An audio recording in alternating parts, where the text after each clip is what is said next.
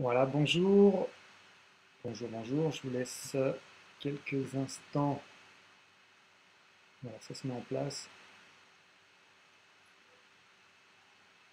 Je vous laisse quelques instants pour vous installer, pour vous mettre en place pour ce deuxième live. Voilà, ça commence à venir. Donc, bonjour aux premiers arrivants. Voilà, je vais temporiser un peu. Il est 18 heures pile, donc ça va venir. Voilà. Bonjour Valérie.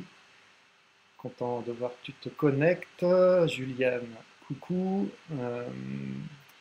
Alors, on va commencer. Donc, je tenais déjà à vous remercier de tous les retours que j'ai obtenus pour le premier live. Franchement, ça m'a fait chaud au cœur. Je ne m'attendais pas à autant de retours de votre part. Donc, merci. Et voilà, même si je suis là à parler face à vous, c'est aussi important pour moi pendant cette période d'avoir ce genre de retours hein, qui font chaud au cœur et qui réconfortent fortement. Donc merci pour vous, pour tous ces retours et j'espère que les prochains lives vous confronteront, renforceront l'idée de l'utilité d'échanger ensemble. En tout cas, voilà, c'est tout ce que je souhaite et je me rends compte que voilà, cette période délicate que l'on vit, elle est propice et à la solidarité, à l'unité sociale. Et j'espère que ça ne sera pas simplement un coup d'épée dans l'eau et qu'une fois que la situation sera apaisée, qu'on reviendra à une vie un peu plus normale, entre guillemets, j'espère qu'on gardera absolument cette solidarité, cette unité, et qu'on n'est pas unis uniquement dans l'adversité.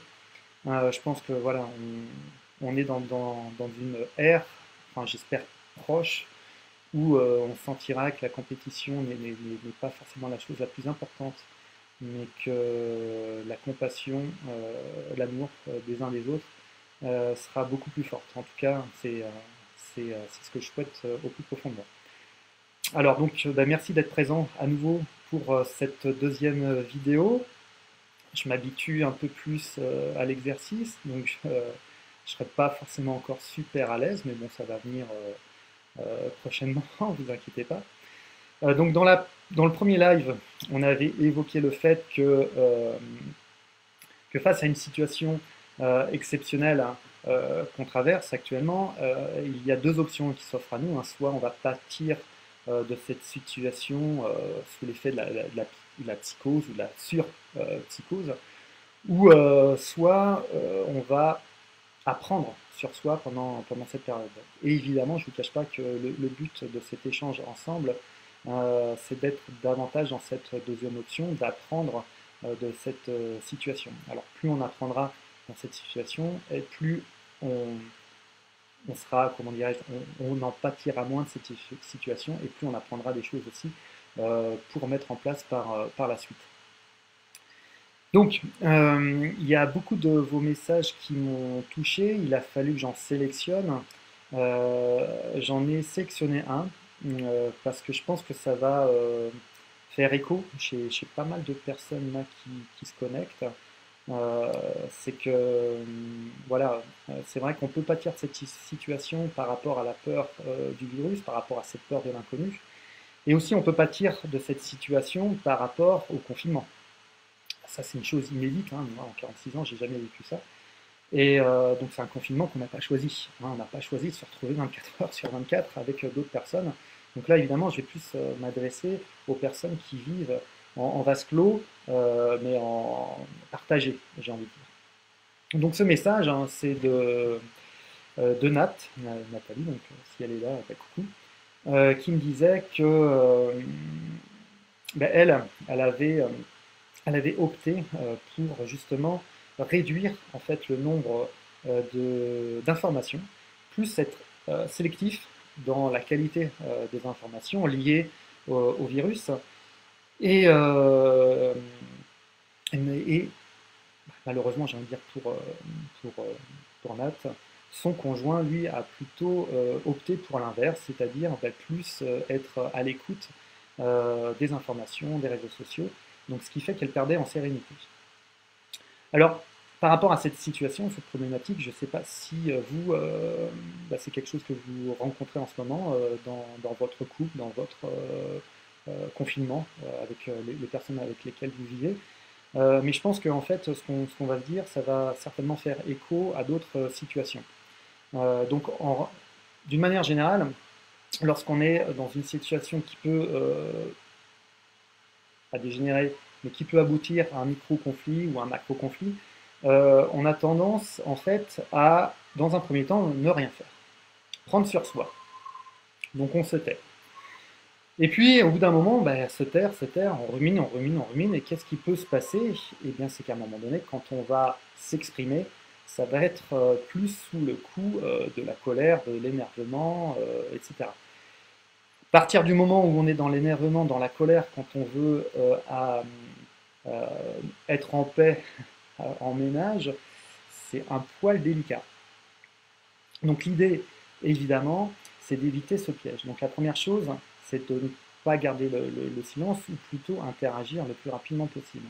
Le deuxième piège, ça serait, une fois que vraiment on commence à en avoir assez d'écouter toutes ces informations, le deuxième piège, ça serait d'accuser le conjoint de ce qu'on ressent, en disant au bout d'un moment, quand on est vraiment énervé, mais tu me saoules avec ces informations, j'en ai marre, je peux pas être sereine, je peux pas être tranquille. À partir du moment où on va être dans cette stratégie-là, vous pouvez être sûr que pour apaiser une situation, c'est pas gagné.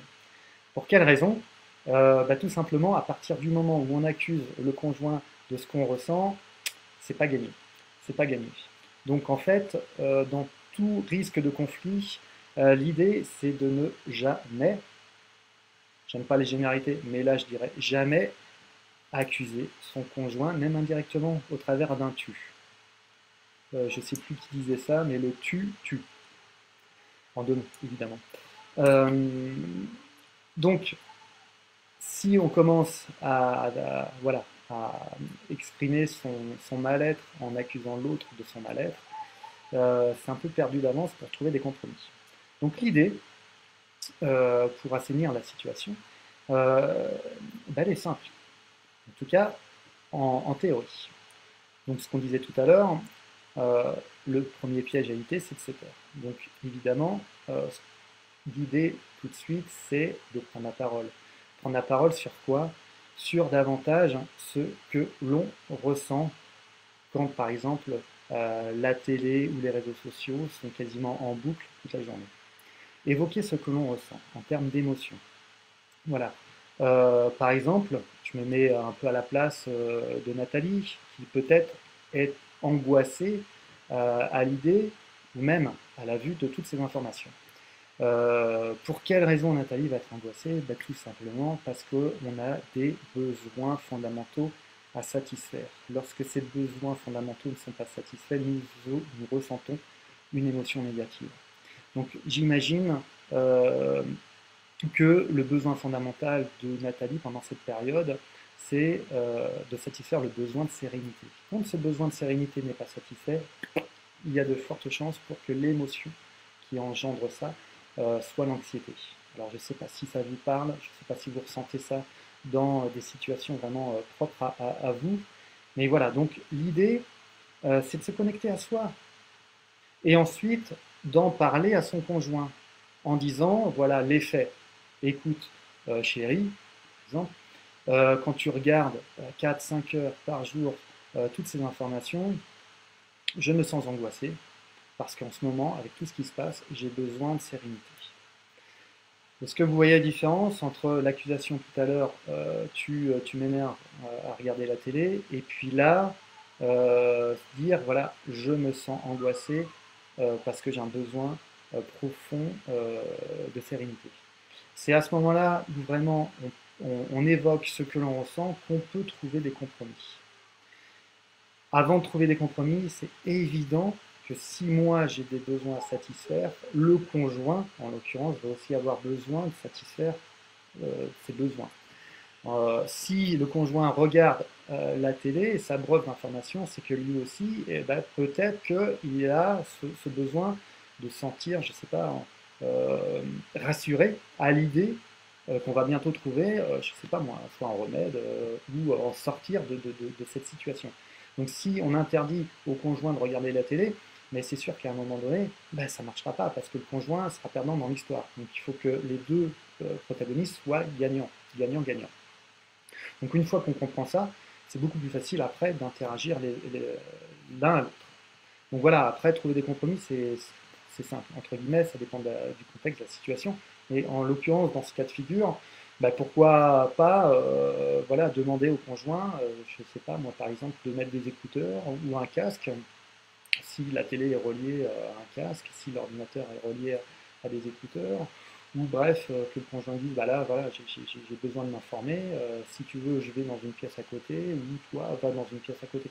C'est c'est simple, enfin, c'est beaucoup plus simple à ce moment-là de trouver des compromis. Là, on va pas se mentir, hein, dans une situation de confinement, euh, si on ne trouve pas de compromis, c'est un poil compliqué. Euh, voilà, au même titre, je ne sais pas si dans ce confinement, voilà, l'un d'entre vous a besoin de se sentir isolé et que on prend sur soi, vous êtes sûr qu'à un moment donné, ça va éclater. Ça va éclater. Euh, donc l'idée, voilà, c'est communiquer sur les ressentis quand le besoin n'est pas satisfait. Communiquer. Voilà, aller voir les personnes qui vous entourent en leur disant, ben voilà, j'ai passé quand même beaucoup de temps avec vous, voilà, on a fait avec les enfants, on a fait une partie du travail scolaire, j'ai dû faire, je sais pas quoi, la vaisselle, voilà, je me suis beaucoup attardé sur vous. Maintenant, par rapport à la situation, j'ai besoin, voilà, un peu de recul, de me retrouver un peu seul avec moi-même, m'isoler pour récupérer. Voilà. Euh, je pense que ça, c'est vraiment pour moi l'essentiel dans ces cas de figure et qu'on puisse tous s'accorder et s'entendre par rapport à ça et que même les enfants, eux aussi, ont des besoins à satisfaire. Donc voilà, c'est communiquer davantage là-dessus. Alors dites-moi ce que vous en pensez par rapport à ça, parce que j'ai l'habitude, en fait, dans les rapports interpersonnels, à parler de tout ça. Dites-moi si ça vous parle, si ça peut apporter aussi des réponses à votre situation. N'hésitez pas à m'envoyer aussi des messages en me disant, bah tiens, moi ça me fait penser aussi dans un autre contexte, hein, ça peut être professionnel. Ah bah oui, tiens, moi avec mon conjoint, moi avec tel collaborateur, on se prend souvent la tête pour X raisons. Voilà, là on peut prendre d'autres exemples, hein, n'oubliez pas, le but de ces vidéos, c'est pour vous, c'est prendre un maximum de vos cas de figure, les traiter ensemble. Donc n'hésitez pas à m'envoyer des messages, à m'envoyer dans des exemples précis, puis ensemble, tranquillement, on les traite. Et je pense que de toute façon, même si ce n'est pas un exemple précis que vous vivez, ça fait écho en vous fatalement parce qu'on on a quasiment tous les mêmes problèmes relationnels, hein, on ne va pas se mentir. Donc n'hésitez pas.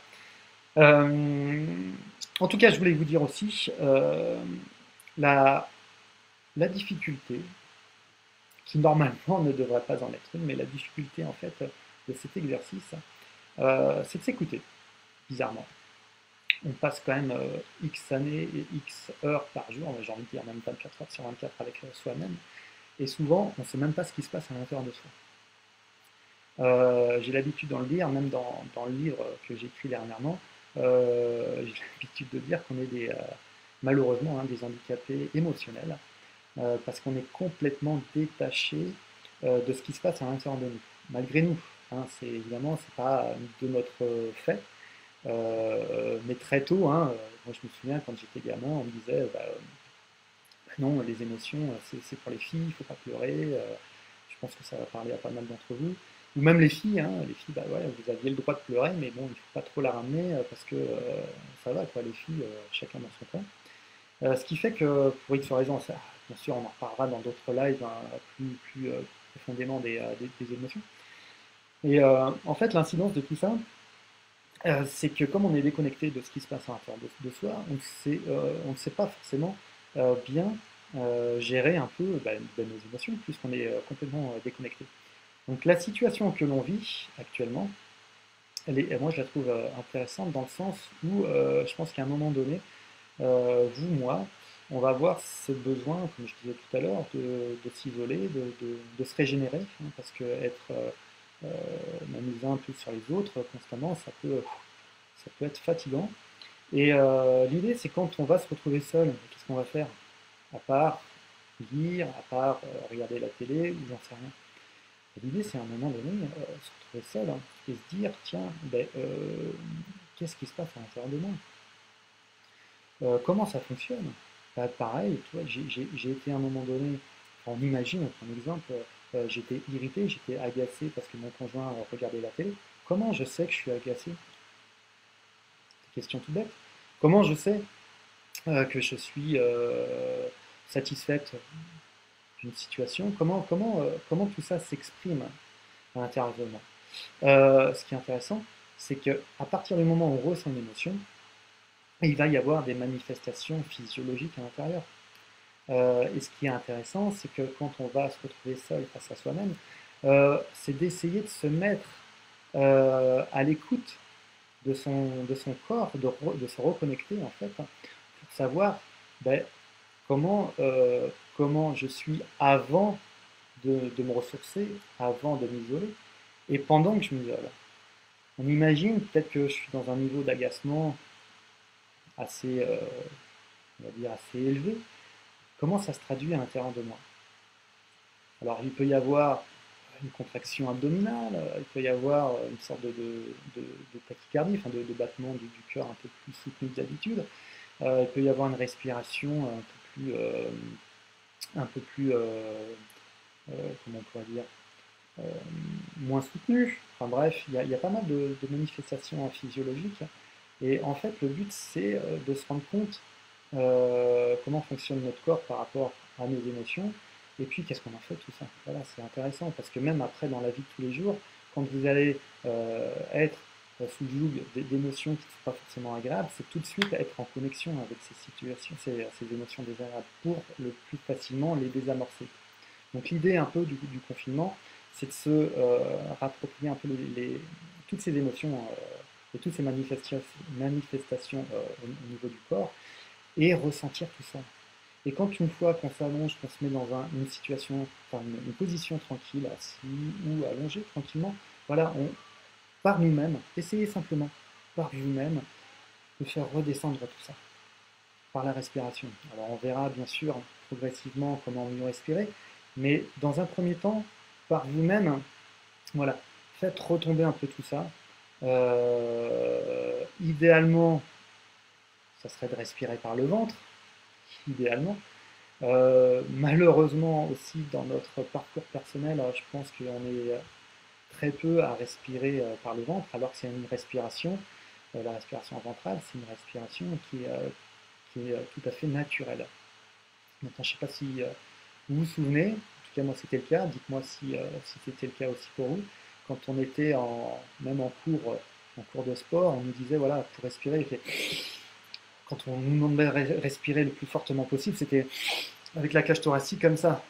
Mais essayez de rester le plus longtemps possible avec l'air au niveau de la cage thoracique.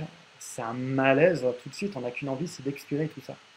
Donc imaginez-vous qu'au quotidien, on respire essentiellement avec la cage thoracique qui fait en gros 10-15% de la respiration totale. Donc imaginez-vous un peu le nombre de fois où on doit respirer pour oxygéner les muscles, etc. C'est un effort qui normalement ne devrait pas l'être. Donc je ne vous inciterai jamais assez par vous-même, dans un premier temps évidemment, à davantage respirer par au moins la cage thoracique et le ventre, et par la suite évidemment par le ventre. Mais voilà, si on arrive déjà à faire les deux, ça sera déjà énorme. Et voilà, vous posez tranquillement dans un fauteuil, vous posez tranquillement sur le lit, et puis voir un peu, juste 30 secondes en fermant les yeux, rien que ça, le fait de respirer par le ventre comme ça, quelle incidence voilà, ça peut avoir sur soi. Et vous allez voir que même si c'est pas hyper bien fait, et on s'en fout que ce soit hyper bien fait, c'est pas ça qui changera, mais juste avoir l'intention de respirer de cette manière, et je pense que en vous, vous allez ressentir une sorte de bien-être se diffuser.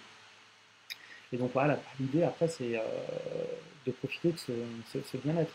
Donc imaginez-vous, si au quotidien, régulièrement, vous prenez du temps pour vous, simplement pour respirer comme ça, vous prenez ne serait-ce que dans une journée classique, 4 fois 2 minutes régulièrement pour respirer comme ça, et je peux vous garantir que déjà rien que ça fait beaucoup de bien. Ça fait vraiment beaucoup de bien, on en reparlera évidemment.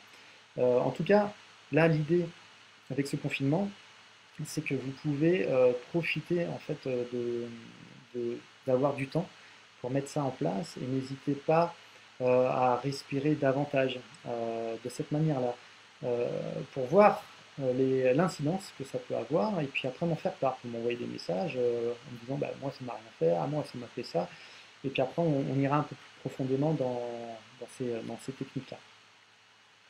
En tout cas, voilà, si vous êtes déjà un peu avancé sur tout ce qui est respiration ou méditation, euh, je vous inciterai à découvrir un de mes proches, une de ses spécialités, euh, mince, c'est de la respiration justement, c'est la méditation, voilà, j'avais perdu ce mot-là. C'est la méditation. Et vous allez sur Facebook, vous allez voir, il s'appelle Guillaume Corpart, donc c'est un de mes proches, vous pouvez vraiment avoir confiance en lui. Donc il fait 2 fois par semaine des méditations. C'est le mardi et le dimanche, il me semble. Donc renseignez-vous. Euh, Franchement, c'est topissime, il a des super retours. Et ça permet aussi d'aller un peu plus loin dans la méditation, mais c'est une méditation pour apprendre, hein. Donc vous inquiétez pas, c'est accessible à tout le monde. Voilà, par rapport à ce que j'avais à vous dire aujourd'hui, encore une fois, n'hésitez pas à m'envoyer vos commentaires, des questions. Moi, je me ferai un plaisir, évidemment, soit de vous répondre ou faire des lives en prenant vos cas particuliers. Voilà, en attendant de se revoir, donc la prochaine fois, ça sera samedi à 11 heures. Je vous souhaite d'aller le mieux possible, hein. Prenez soin de vous, et voilà, et prenez soin aussi de vos conjoints, de ceux qui vous entourent pendant ces moments-là, en mettant en place parce qu'on s'est dit aujourd'hui. Donc je vous dis à très vite pour un nouveau live. Bisous bisous, ciao ciao.